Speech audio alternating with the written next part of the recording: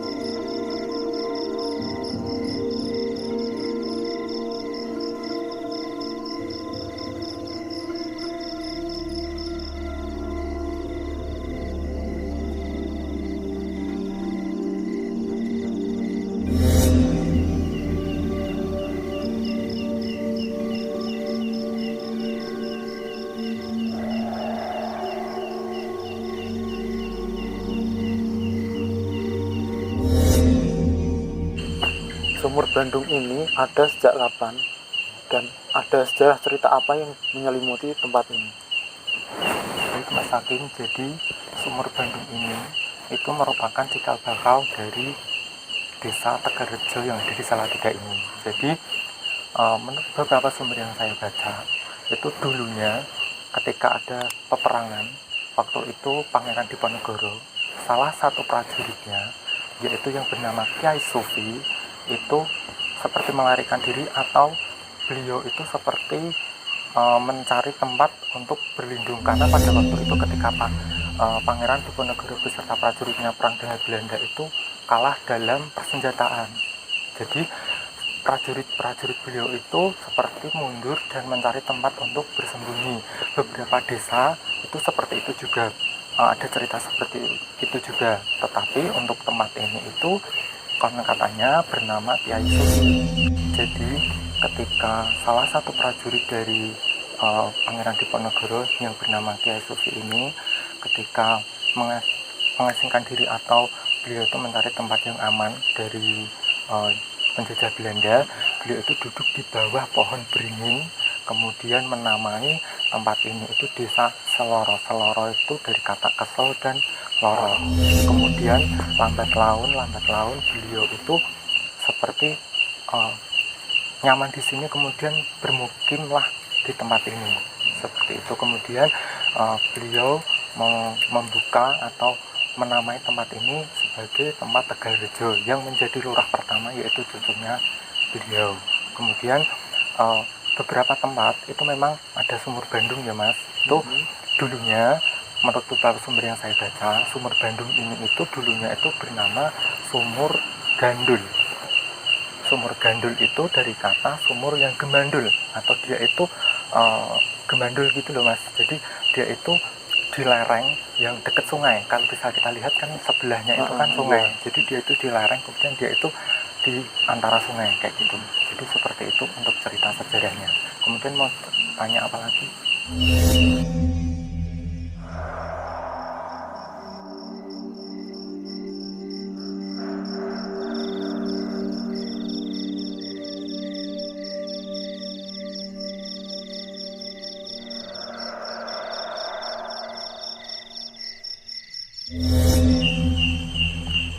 Untuk secara metafisika, tempat ini itu tempatnya seperti apa, atau bisa mungkin Mas Hendrik bisa menjelaskan.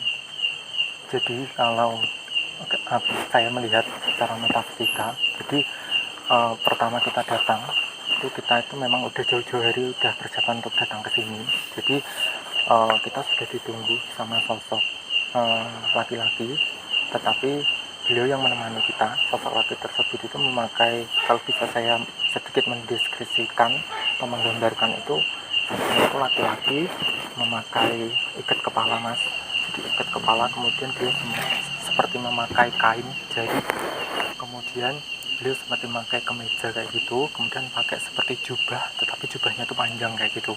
Kemudian beliau memakai tongkat dan memakai seperti keris di sebelah sini. Itu beliau yang memang menemani kita dari awal kita datang. Kemudian secara residual energi atau residual memori yang saya tangkap di sini, memang tempat ini itu dulunya itu tuh kan memang dipakai warga sekitar untuk seperti sumur-sumur yang sudah kita datangi atau mata air yang sudah kita datangi itu menjadi air itu menjadi salah satu sumber kehidupan untuk kehidupan manusia kayak gitu. Jadi air ini kalau saya lihat itu zaman dulu itu saya melihat seperti perempuan-perempuan belia kayak gitu Mas.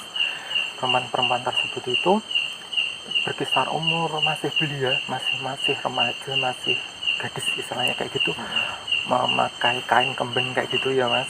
Kemudian memakai jun, tahu jun Mas, yang buat ngambil air ya, yang buat mengambil air seperti kendi tetapi agak lebih besar, seperti gentong tapi lebih kecil.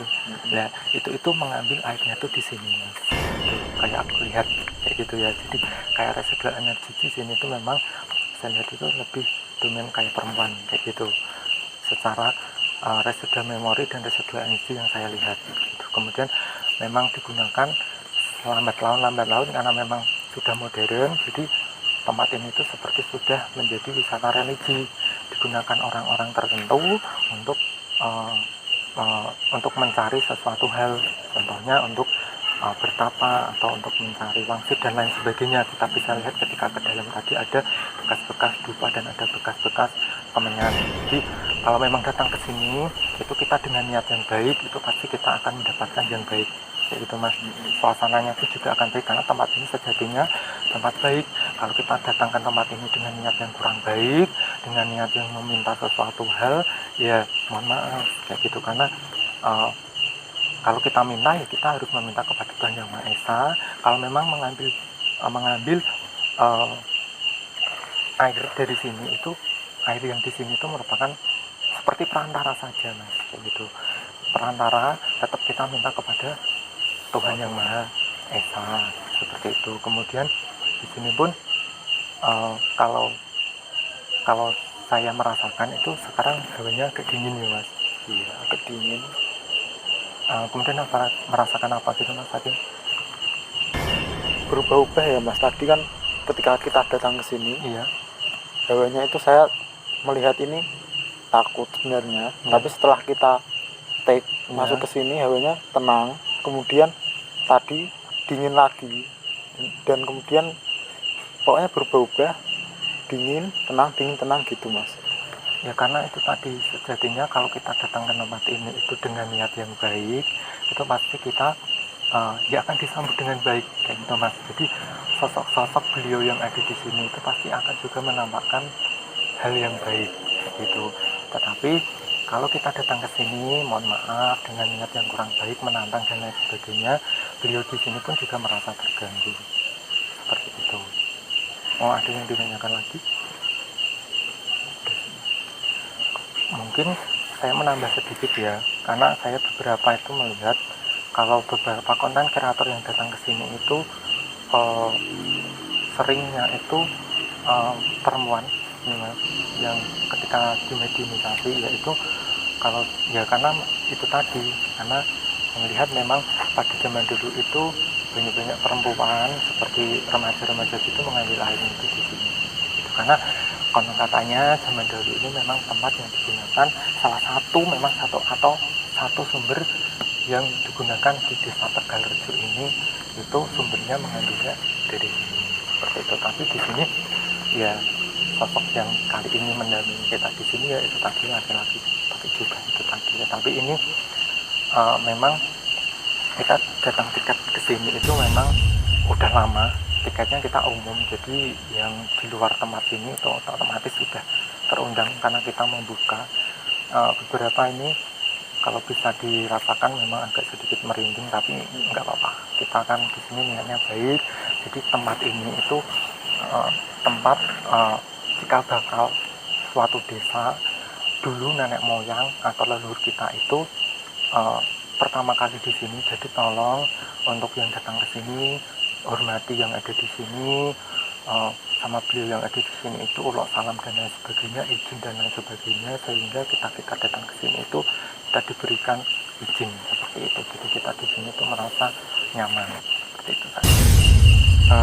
Jadi kali ini saya berpesan terutama untuk kita, untuk tim Eksaka Channel ataupun untuk tim-tim konten kreator yang lain, kalau memang mau datang ke sini ataupun siapapun yang mau datang ke sini, yang pastinya kalau kita datang ke sini pasti kita uluk salam, izin terlebih dahulu kepada yang memang menjaga tempat ini, karena setiap tempat itu pasti ada penunggunya, apalagi ini tempat peninggalan dari leluhur kita. Kemudian kalau memang datang ke sini kita niat baik, kita meminta kepada Tuhan Yang Maha Esa, karena sejatinya kita punya agama ya kita meminta sesuatu hal semua apapun itu kepada Tuhan kita. Tempat ini itu sebagai pelantara air dan lain sebagainya, karena tempat ini dulunya tempat leluhur kita itu ibaratnya tirakat atau mau membuka sebuah desa. Kemudian apabila penyampaian saya atau pendapat saya, sudut pandang saya mengenai tempat ini itu banyak salah atau masih kurang, saya mohon maaf, karena itu merupakan pendapat atau merupakan opini dari saya melihat tempat ini secara metafisika, secara residual energi dan residual memori, seperti itu Mas. Begitulah penelusuran tim Eksaka Channel.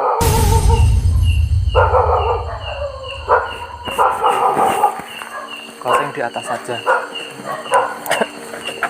Rasa lari.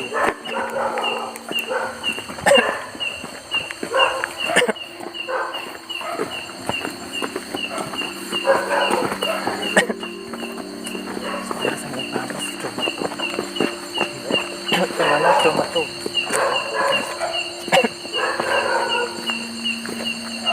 Gimana cuma tuh soalnya itu.